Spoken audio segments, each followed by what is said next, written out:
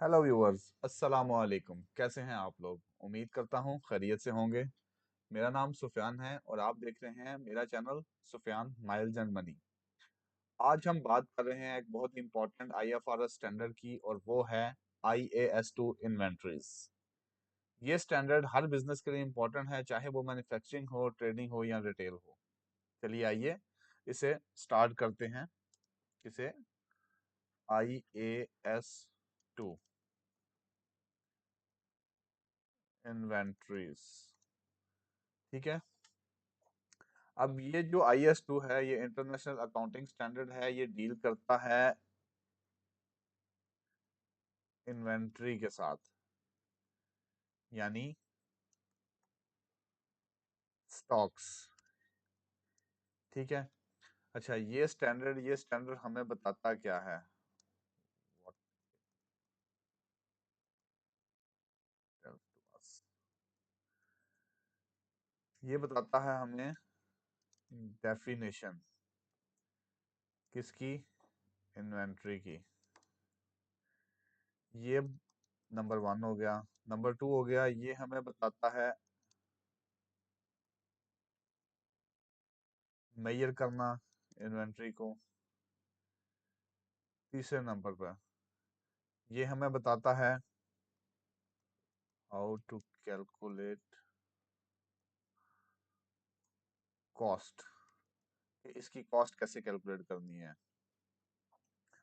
और लास्ट और चौथे नंबर पे हमें ये बताता है कि ईयर एंड वैल्यूएशन कैसे करनी है।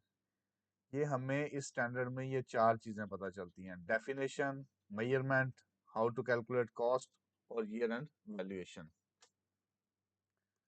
अब सबसे पहले हम शुरू करते हैं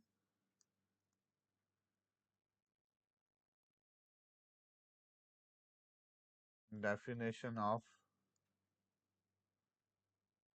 इन्वेंट्री, कि इन्वेंट्री की डेफिनेशन क्या है। अब IAS2 के मुताबिक इन्वेंट्री इंक्लूड्स क्या है?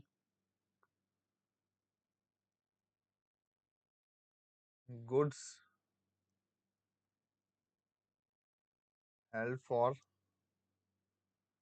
sale in ordinary course of business, यानी वो गुड्स जो हमने हेल्ड की हुई हैं नॉर्मली अपना बिजनेस चलाने के लिए,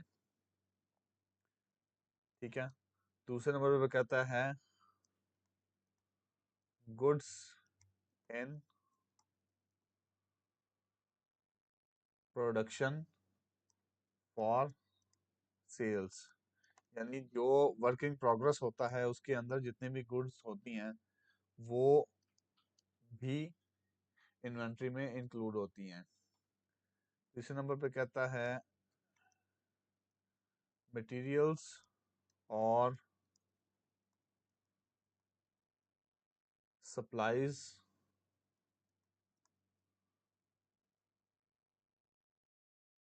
to be consumed in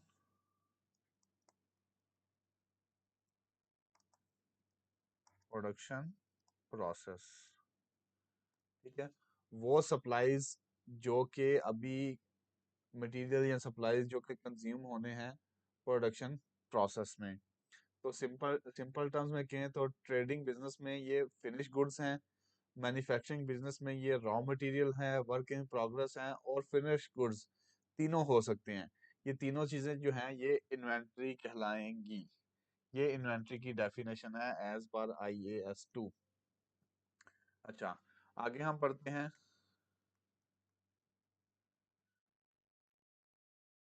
measurement of inventory. Inventory की मेजरमेंट कैसे करते हैं? तो IAS2 कहता है inventory should be measured at the lower of cost और NRV। अब NRV क्या होता है? नेट रियलाइजेबल वैल्यू, या इसे हम कह सकते हैं कि मार्केट वैल्यू भी कह सकते हैं in some terms, net realisable value को। ठीक है। तो IS2 के मुताबिक इन्वेंट्री को दो तरीकों से मेजर करना चाहिए, कॉस्ट और नेट रियलाइजेबल वैल्यू। ठीक है, ये दो तरीके होते हैं इन्वेंट्री को मेजर करने के एज पर IAS2, जो कि है इन्वेंट्रीज के ऊपर। ठीक है, आगे हम पढ़ते हैं what is cost of inventory. Cost of inventory में क्या चीजें शामिल हो सकती हैं? कॉस्ट ऑफ इन्वेंट्री में शामिल हो सकती है परचेज कॉस्ट, जैसा कि रॉ मटेरियल का रेट, शिपिंग, ये चीजें परचेज कॉस्ट में आएंगी। दूसरे नंबर पे आएगा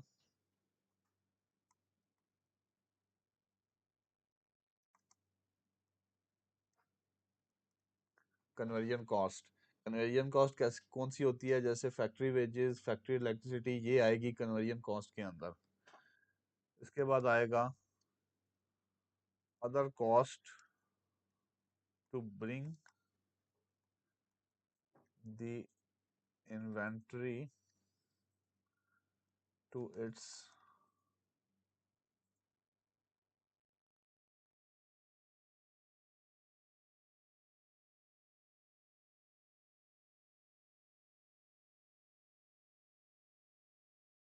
तीसरे नंबर पे होगा other cost to bring the inventory to its present location और कंडीशन।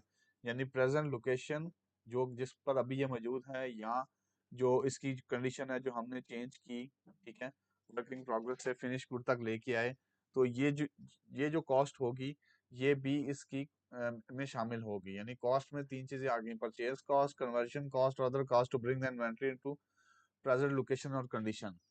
लेकिन इसमें याद रखने वाली बात क्या है कि अब normal waste, storage cost, selling cost, ये इन्वेंट्री कॉस्ट में शामिल नहीं होंगी। कौन सी चीजें शामिल नहीं होंगी?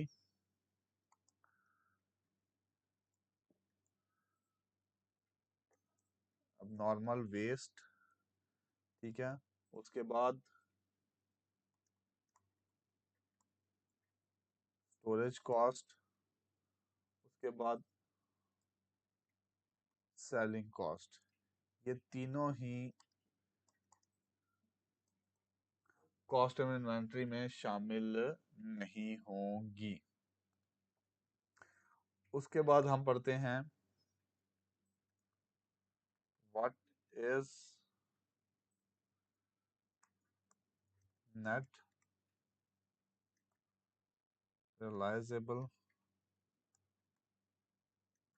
Value, NRV। NRV क्या होता है? ठीक है, NRV का मतलब होता है, आप कह लें, एस्टिमेटेड सेलिंग प्राइस। ठीक है, minus estimated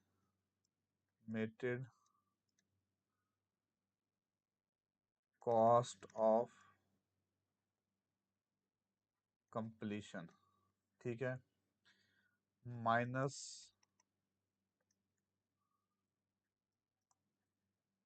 selling and distribution expenses. ठीक है, अगर NRV कॉस्ट से कम हो तो इन्वेंट्री को NRV पर रिकॉर्ड किया जाता है। अब NRV हमने कैसे निकाली? जो एस्टिमेटेड इसकी सेलिंग प्राइस होती है उसमें से माइनस कर देना है एस्टिमेटेड कॉस्ट ऑफ कंप्लीशन को, और माइनस कर देना है एस्टिमेटेड वो जो आते हैं ना सेलिंग एंड डिस्ट्रीब्यूशन एक्सपेंसेस जो होते हैं, इनको माइनस करेंगे तो आपकी क्या निकल आएगी, नेट रिलाइजेबल वैल्यू, NRV।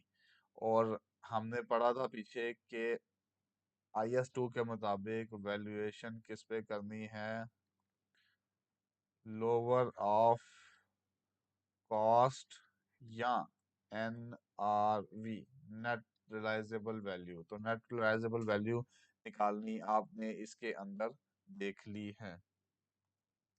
अब कॉस्ट फार्मूला हम पढ़ेंगे अंडर IAS2। कॉस्ट फार्मूलाज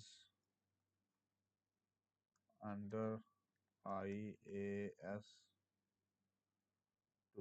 ठीक है, IAS2 के मुताबिक कॉस्ट कैलकुलेट करने के अलाउड अलाउड जो मेथड हैं वो दो हैं। ठीक है, जिसमें नंबर ए पे है फर्स्ट इन फर्स्ट आउट, जिसे हम FIFO बी कहते हैं। नंबर बी है वेटेड एवरेज कॉस्ट।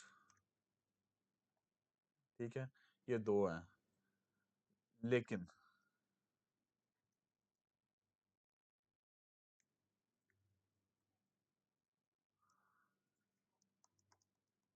एक मेथड लाइफो भी होता है, लास्ट इन फर्स्ट आउट। ठीक है, लेकिन as per IFRS now this is not allowed. ठीक है, तो इन्वेंट्री वैल्यूएशन के दो ही मेथड रह गए फिर, फर्स्ट इन फर्स्ट आउट और वेटेड एवरेज कॉस्ट जो है ना वो ही सिर्फ और सिर्फ अलाउड है इन्वेंट्री वैल्यूएशन के दौरान। ठीक है, अब फाइफो मेथड में क्या है, पहले माल आया, पहले माल बेचा गया, यानी पुराना स्टॉक पहले इशू होता है और नया स्टॉक बाद में आता है, ये होता है फाइफो। वेटेड एवरेज, हर परचेज के बाद न्यू एवरेज कॉस्ट कैलकुलेटेड होती है और उसी रेट पर जो है ना वो इशू होती है। उसके लिए हम फाइफो वर्सेस वेटेड एवरेज। ठीक है, ये दो तरीके हैं। लेट्स से कि आपने बाय किए हैं 100 यूनिट्स। ठीक है, एट द रेट ऑफ 10, ये कितने के हो गए, 1000 के।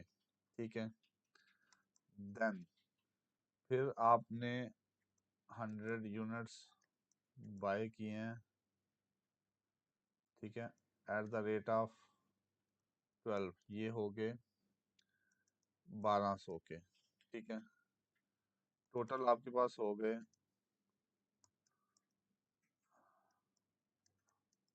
200 यूनिट्स, कितने के, 2200 के।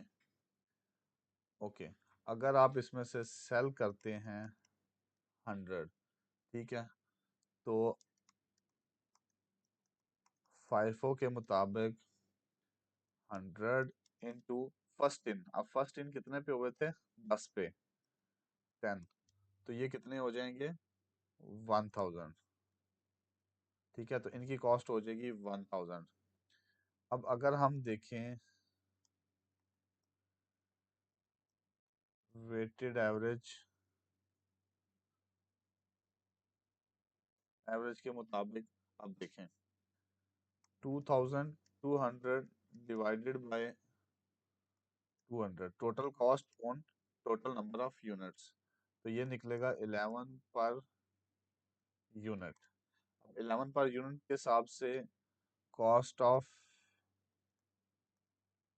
सेल कितनी निकलेगी, 100 इंटू 11 इज इक्वल टू 1100।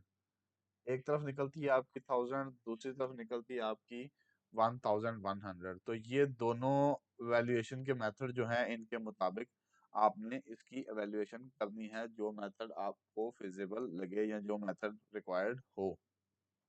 ठीक है, तो ये दो मेथड हमने पढ़ लिए, उनकी हमने एक एग्जांपल देख ली कि इस एग्जांपल पे काम कैसे करना है। ठीक है,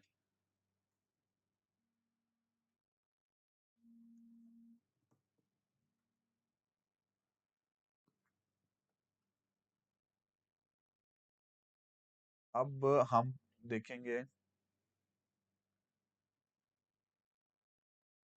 राइट डाउन टू NRV। अच्छा, कभी कभी ऐसा भी होता है कि जो मार्केट वैल्यू है वो नीचे चली जाती, गिर जाती है। अगर NRV कॉस्ट से कम हो जाए, ठीक है, जो हमने पढ़ा था नेट रिलाइजेबल वैल्यू है वो लेस देन कॉस्ट हो जाए, तो करना क्या है हमें, हमें इन्वेंट्री को राइट डाउन करना है कहाँ तक, NRV तक। ठीक है, हमने NRV तक लेके आना है, कॉस्ट को NRV तक लेके आना है राइट डाउन करके। ठीक है, इस प्रोसेस में अब जब लेके आएंगे तो इसमें आपकी जो वैल्यू कम हो जाएगी वो बनेगी प्रॉफिट एंड लॉस का पार्ट। ठीक है, वो एज एन एक्सपेंस रिकॉर्ड होगी। ठीक है, प्रॉफिट एंड लॉस के अंदर। तो इस तरह से आप उसकी वैल्यू को कम करके रिकॉर्ड करेंगे और नेट रिलाइजेबल वैल्यू तक लेके आएंगे, क्योंकि as per standard, as per inventories IAS 2 आपने उसको वैल्यू को नीचे लेके आना है। ठीक है, अब हम देखते हैं as per IAS 2 what is not included in inventory. ठीक है, इन्वेंट्री में शामिल कौन सी चीजें जो इन्वेंट्री में शामिल नहीं है। Abnormal wastage. ठीक है, ये इन्वेंट्री का पार्ट नहीं है। स्टोरेज कॉस्ट, ये भी इन्वेंट्री का पार्ट नहीं है।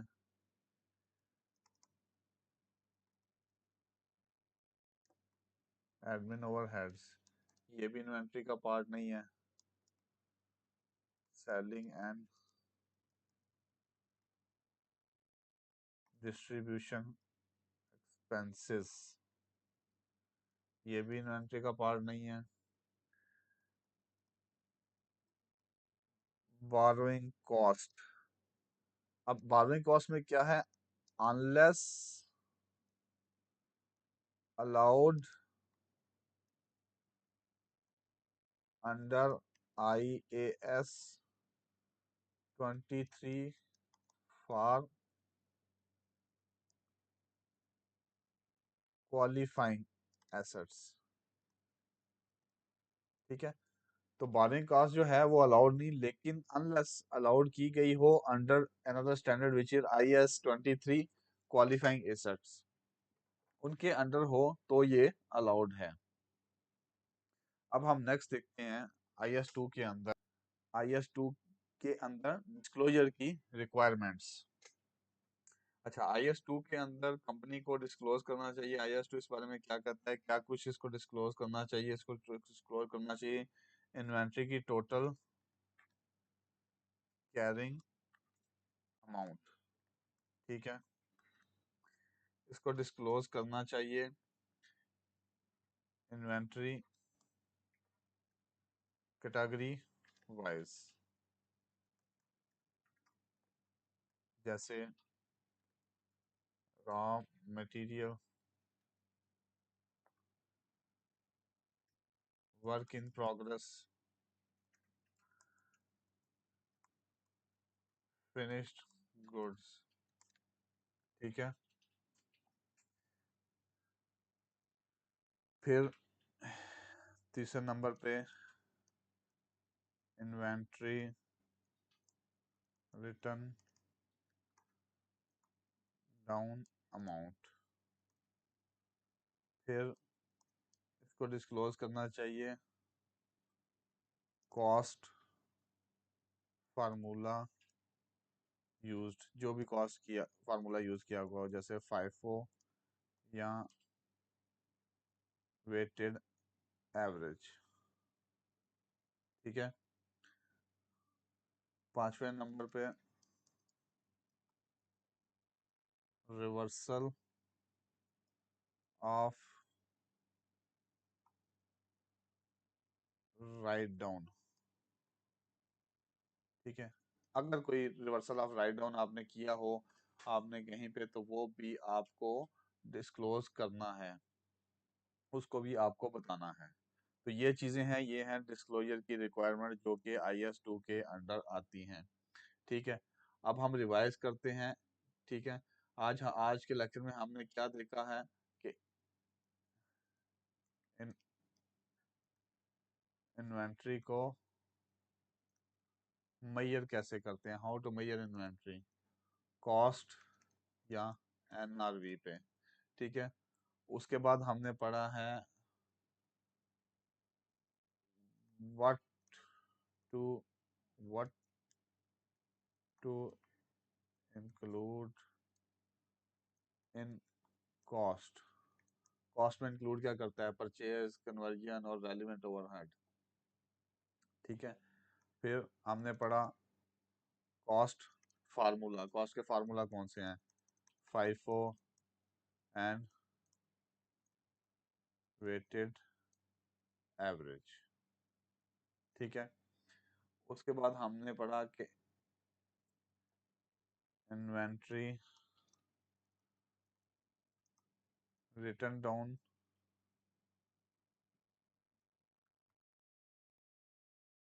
जो कि NRV तक किया जाता है, और फुल डिस्क्लोजर्स में क्या ज़रूरी है। ठीक है। ये जो IS 2 का जो स्टैंडर्ड है ये हर बिजनेस के लिए एसेंशियल है, स्पेशली जो इन्वेंट्री हैंडल करते हैं लाइक ट्रेडिंग, प्रोडक्शन और इवन सर्विस बेस्ड जो बिजनेस है विद फिजिकल स्टॉक। इन सब के लिए ये IS 2 को समझना, IS 2 को यूज करना बहुत जरूरी है। IS 2 की इन्वेंट्री को समझना कि ये क्या कहता है, किस तरह कहता है। तो ये था आज का हमारा लेक्चर IS 2 इन्वेंट्री के ऊपर। इंशाल्लाह नेक्स्ट लेक्चर के साथ आपके साथ दोबारा मुलाकात होगी। अगर आपको ये वीडियो पसंद आई है तो लाइक करें, सब्सक्राइब करें, कमेंट ज़रूर करें, शेयर करें, और अगर आपको PDF स्लाइड चाहिए या कोई क्वेश्चन हो तो हमें ईमेल करें। मिलते हैं अगले लेक्चर में, दुआओं में याद रखिएगा। अल्लाह हाफिज़।